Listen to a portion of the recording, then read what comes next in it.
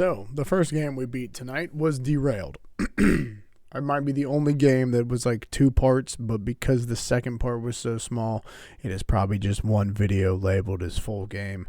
It's probably how I'm going to edit it. I haven't edited it yet, but that's my thoughts moving forward to edit this game because the last minute or the start of my stream, the last part of it was 16 minutes. Kind of makes me mad because I was as I stopped playing the first night I streamed it, I was right there. And if I would have just set for another 30 minutes, but hey, I had work and it was probably late. If I recall, it was like 10:30 and I tried to lay down before like 11. So I was working with what I got. If I would have known that, we would have beaten it. But it took me 2 plays. It was roughly about 4 hours for me.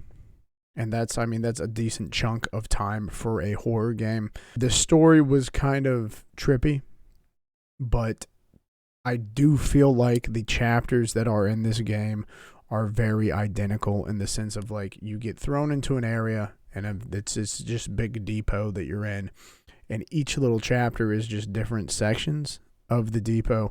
There are some scary things that happen. There's not that many jump scares. It's more of like I would argue that this one's just more of an atmospheric horror. And the story kind of keeps you in. I thought the story in this one was great. It is still kind of mysterious because it doesn't explain everything, and you kind of still want to know more than what you're given. But it gives you enough to like paint the picture of what's kind of happened, what's going on. And I appreciate it for that. There were some things that you don't normally see in horror games in here. Like there's just a bunch of people in the beginning of the game just rising up from the ground. They called it the Great Departure, but if you know any Christian mythology or like have ever read the Bible or know what Revelations is, which is the last part of the Bible where it breaks down Judgment Day and like how the world should end basically.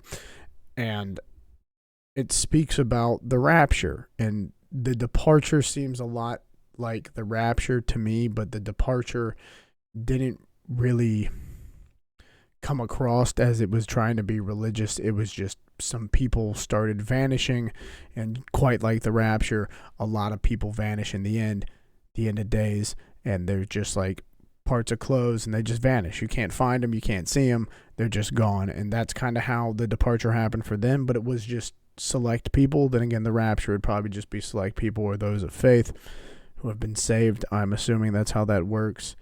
I think that's how that works. I should know, but I'm pretty positive it's just those that have been saved, and you go, and that's kind of how this game did it. Like the departure happened, people went gone, less people at jobs, less things going on. You end up back at the depot, which you've been at before, and that's kind of where shit hits the fan.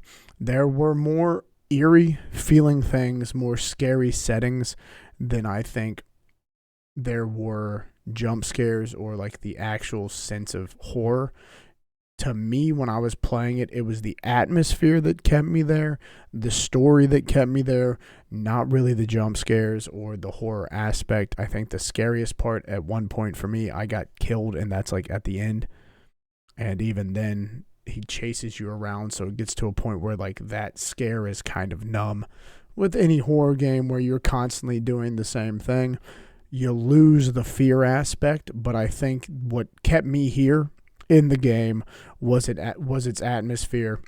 The graphics are beautiful. This might be the biggest game I have downloaded right now outside of maybe like Gears of War, which I think is above it by like maybe 10, 15 to 20 gigabytes. This is a fucking hefty download. I will find the actual number, so give me 1 second. It's 43 gigabytes, and then the other day, so today's date doesn't matter, but today, the other day, right? Or the day before today. It's a weird way to go about explaining it, but now you know what I'm talking about. So yesterday I had to download a patch for this game that was 38 gigabytes. That's unheard of. 43 gigs for a 4-hour game, that's nuts. But the main reason I think it is so like storage intensive is due to the fact that this game, if I could run it on the highest graphics while streaming and recording, it's immaculate. But most games I have to run on medium rare, and even on medium rare, this game looked beautiful. I appreciate that. There were a lot of gory scenes. There is a scene that you walk into, and there are two people sitting at a table eating this plate of meat, and their heads might be gone, might not be gone, because there's a metal tube over top of their head, and it's like a tube that you would see that air condition has, that, or if you go up in your cross base and you look and you see the big gray boxes and then those thicker tubes that come off of them, then that's exactly what they look like. And so one could think maybe they put it over the head, took the head, or put it over them and just pump some type of carbon monoxide, carbon monoxide into there, and it killed them. I don't know if that causes you to bleed during death by carbon monoxide, but it did. I mean, there was blood everywhere for them. So it could have been that.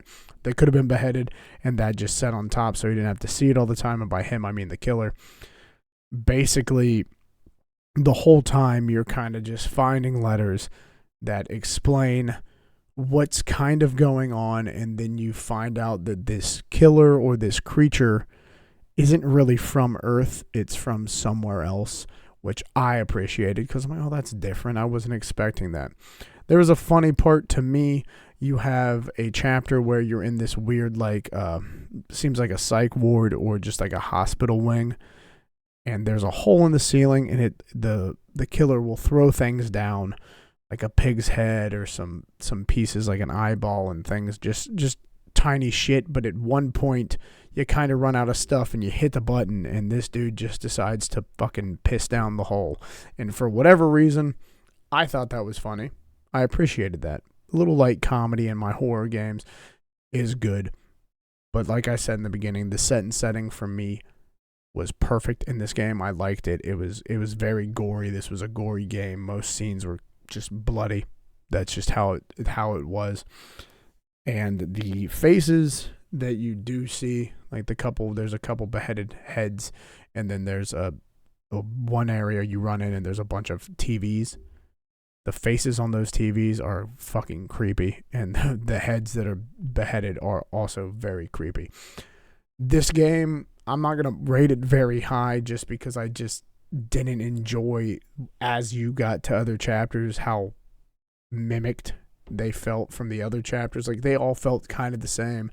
You do a puzzle or two and you find a couple keys, you get a little bit more information, and then you're on to the next one and on to the next one and on to the next one. So no, at certain points it did feel more like a walking sim with puzzle-like aspects to it, but it still was horrifying. You kind of still stay on edge, but it's not one of those games where you're just in there constantly scared, which is a good thing. It's 4 hours long. That'd be hard on your fucking nervous system. Your adrenaline would be high for too long, and you'd probably just be tired.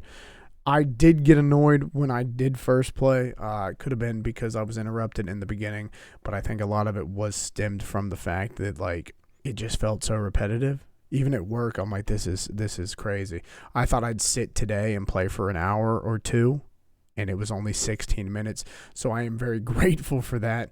But because I had the time to be like, okay, it's probably going to be another chapter with find 3 or 4 keys or find 2 keys, do a puzzle, do another puzzle, and then you just either see the killer again or you're just in a weird scenario. Like, to me, that's how I approached the game today. I wish I wouldn't have approached that before I sat down.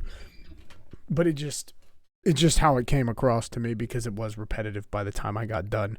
I was more annoyed that I had to do the same things over and over, and that's the first time I've experienced that in a horror game. There's probably way more out there that I'm going to feel like that with, but this did come out September 11th, so it came out this month, 2025, so it is a brand new game, and the description on Steam goes as follows. The Derailed is a first-person psychological horror game. Beneath the dusty ashes of a nearly forgotten depot, shadows of the past tremble. Whether you want it or not, you will have to unlock the dark secrets of this place. It's a pretty decent description. The game is really good. Like I said, the graphics are beautiful. It's just not that scary.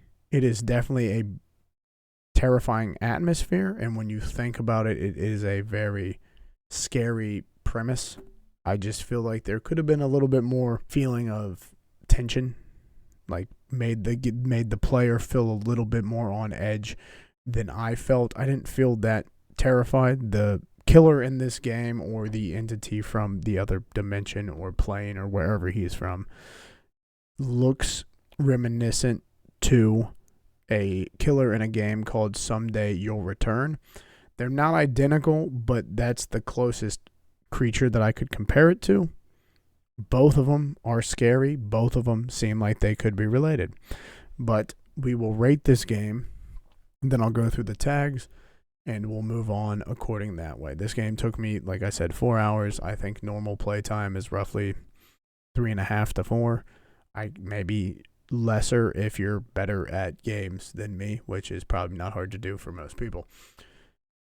I would give this game, story helps it, graphics help it, the fact that it's kind of gory enough to where it paints the picture of what you're going through, and there are some kind of trippy scenes and just certain like sections of chapters that are psychedelic, not really psychedelic, but kind of like ooh wow, that's weird, or the ooh wow, that's different.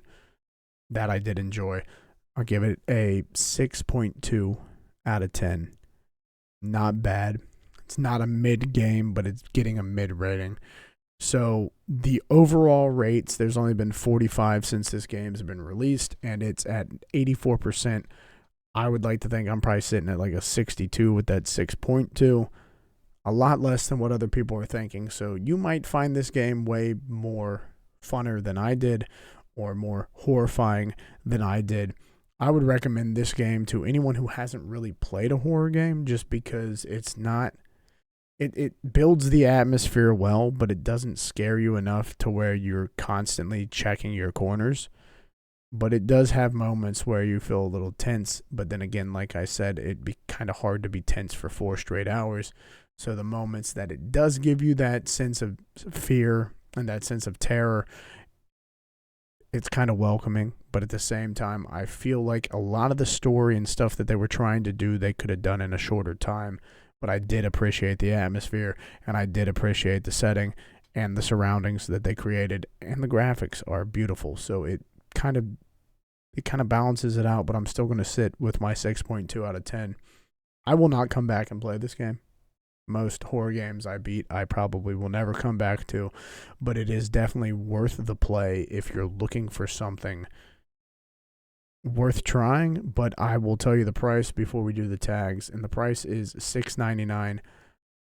Because it's about 4 hours, you could argue $6 is logical, because I don't think it's that great of a game outside of like a little bit of the lore, the graphics, and just kind of the gore.